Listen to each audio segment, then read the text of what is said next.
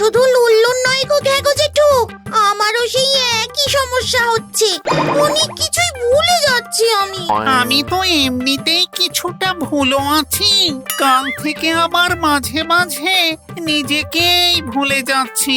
সব থেকে বড় কথা, খেয়েছি না খাইনি সেটাও ঠিক মনে করতে পারছি না। আমার তো ঝামেলা আরো বড়, আমি কি ভুলে গেছি সেটাও ভুলে যাচ্ছি গো ঘ্যাগো জেঠু। সেটা একটা ভয়ানক চিন্তার বিষয় বটে। ভুলে যাওয়া রোগটা ঠিক আসলে অনেকটা কি জানো, এই আমি কি বলছিলাম রে তোদের? এরে কলা করেছি, এই ঘ্যাগো জেঠু গো, তুমি আবার ভোলা পাহাড় হয়ে গেলে নাকি?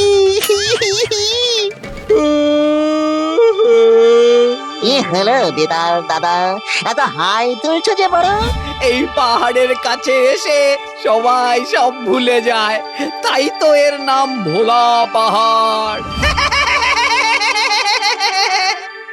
এই ভোলা পাহাড় বলতে মনে পড়লো, আচ্ছা ঘ্যাগো জেঠু, আমি যখন ভোলা পাহাড়ে গিয়েছিলাম সেই সময় কিন্তু সব কিছু ভুলে গিয়েছিলাম।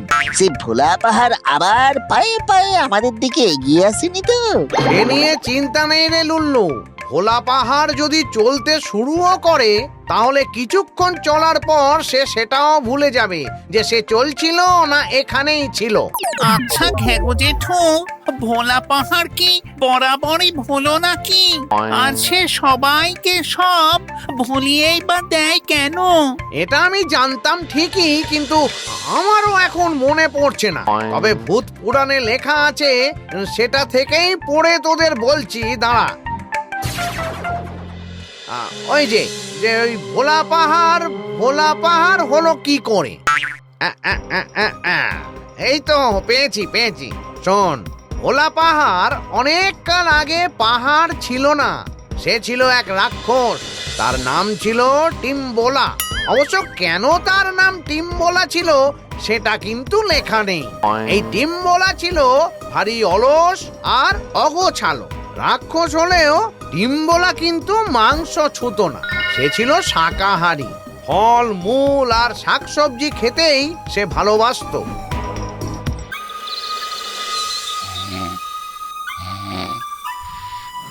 অলস আর অগোছালো ছিল বলে সে নিজের জিনিসপত্র একদম গুছিয়ে রাখতো না, আর প্রায় সেই সব জিনিস না পেয়ে নিজের ওপর রাগে মাথা কুটতো পাশের পাহাড়ের গায়ে।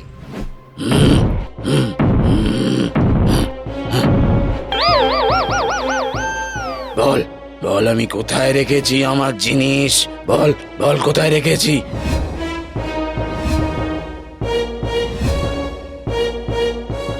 কিন্তু কে খুঁজছি আমি, সেটাই তো মনে করতে পারছি না।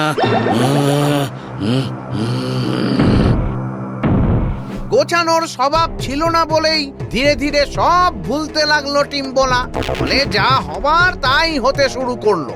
ভালো ফলের বদলে বিষ ফল খেয়ে ফেলতো টিম্বোলা, অখাদ্য সবজিও খেয়ে নিত। তবু নিজেকে শুধরে নেবার বদলে টিম্বোলা কেবলই সেই পাশের পাহাড়ের ওপর রাগ দেখাতো। আর একদিন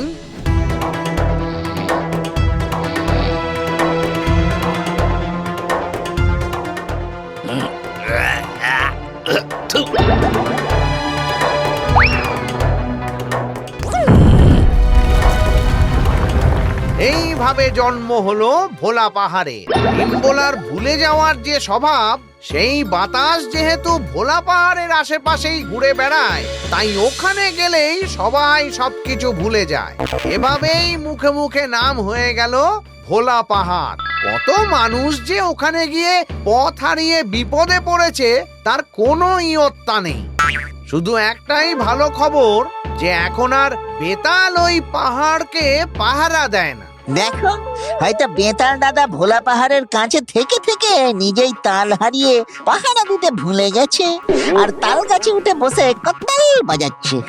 যা বলেছিস, পাতাল প্রবেশও করতে পারে। দাঁতাল হাতির পাল্লায় পড়তে পারে। আচ্ছা ঘ্যাগো জেঠু, ভোলা পাহাড়ের এই ভোলানো রোগ সারানোর কোনো উপায় নেই?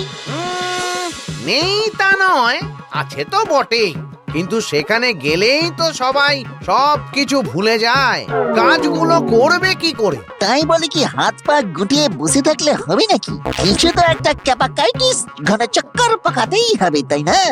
না হলে পেস্টিজের ছেড় পোকা ধরে যাবে তো। তুমি শুধু উপায়টা বলো জেঠু, আমি দেখছি কিভাবে ভোলা পাহাড়ের এই ভুল করানো রোগ সারানো যায়। সবার আগে যেটা করতে হবে, এই কি যেন করতে হবে? এরে, এই ঘ্যাগোজিটুর ব্রেনের গাড়ি যেভাবে মাঝে মাঝে বেলাইন হয়ে যাচ্ছে, তাতে ভোলা পাহাড়ের রহস্য সমাধান করতেই হবে। নাহলে সবাই আমরা এই কি যেন আমাদের হবে? হ্যাঁ, কি হবে যেন আমাদের? তাই তো, ই মা, আমিও ভুলে গেছি। দেখ লুল্লু, ভোলা পাহাড়কে আবার আগের জায়গায় নিয়ে আসতে হলে আগের রাতে তার সব জিনিস আবার আগের মতো গুছিয়ে দিতে হবে। কিন্তু সমস্যা হলো ভোলা পাহাড়ের গুহাতে ঢুকে সব কিছু পর পর মনে রাখা। তুই যদি সেটা পারিস তবেই তুই কাজ ছেড়ে আবার ফিরে আসতে পারবি, না হলে কিন্তু তুই নিজেই ওখানে সারা জীবন চক্কর কেটে যাবি লুল্লু। ওরে বাবারে, আমার তো শুনেই ভয় করছে রে লুল্লু। তুই আবার নিজেই ভোলা পাহাড়ের গুহাতে হারিয়ে যাস না যেন। আরে বাবা না, আমি যাবো যখন কাজ সেরেই ফিরবো। ডোন্ট ডু চিন্তা, ধীরতাকে দিনতা। সমস্যা হলো এই বইতে যা লেখা আছে সেটা তোর মাথায় দিতে পারবো না, তাহলে তুই ভুলে যাবি। বইটাও দেওয়া যাবে না, কারণ তাহলে তুই সেটা হারিয়ে চলে আসবি। কোনো কাগজে লিখে দিলেও হবে না, কারণ সেটাও তো লুল্লু হারিয়ে ফেলে একেবারে লেজে গোবরি করে ফেলবে, তাই না ঘ্যাগো জেঠু? একদমই তাই। তাহলে উপায়? আমি ভোলা পাহাড়ে গিয়ে সেই রহস্য সমাধান করতে পারবো না? তার জন্য একটাই উপায় আছে, এই যে।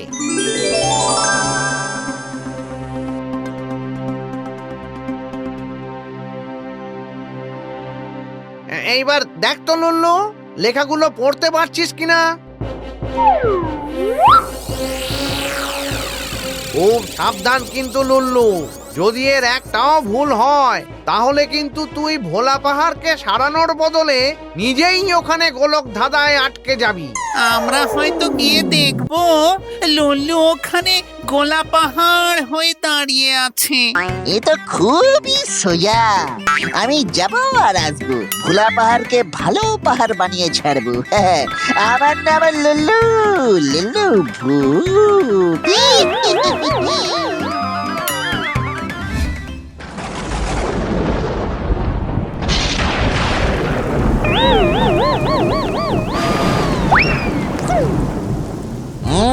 মাথাটা ঝিমঝিম করছে, মানে ভোলা শুরু হয়ে গেছে। সব গুলিয়ে গুলবাহার হওয়ার আগেই দেখে নিতে হবে যে আমাকে শুরুতে ঠিক কি করতে হবে। খুব চিন্তা হচ্ছে রে শাকচুন্নি, লুল্লু সবকিছু ঠিক মতো পারবে তো? মানে বুকের আর পিঠের লেখাগুলো দেখে নিয়ে সব ঠিক মতো পালন করতে পারবে তো? যেমন ধর, শুরুতেই লুল্লু একটা হাতির মূর্তি পাবে, তো সেটার পিঠে উঠে তাকে বলতে হবে চল চল চল। হ্যাঁ হ্যাঁ, এতক্ষণে লুল্লু হয়তো সেই কাজ শুরু করে দিয়েছে। লেখাগুলো এমন হয়ে গেল কি করে? অর্ধেক আছে, কিছুটা নেই। কোনো চিন্তা নেই, আমি ঠিক এর থেকেই বের করে নিতে পারবো। এই তো লেখা আছে হাতি আর চল চল চল। হ্যাঁ,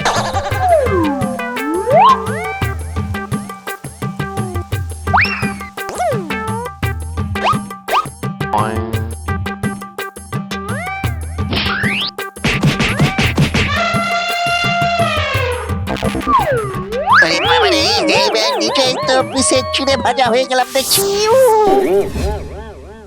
এরপর গুহার গায়ে একটা দরজা দেখবে, তার চাবি আছে সেই দরজার সামনেই মাটির নিচে। সেটা মাটি খুঁড়ে বের করতে হবে।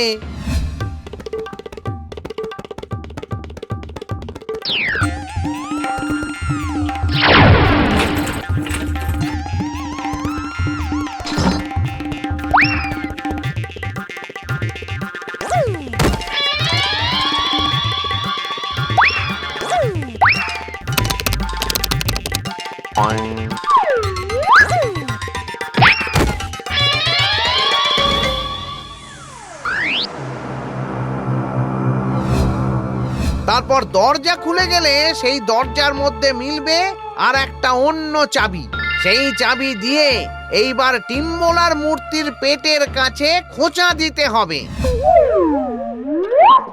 হ্যাঁ, বুঝেছি, এটা খুবই সোজা।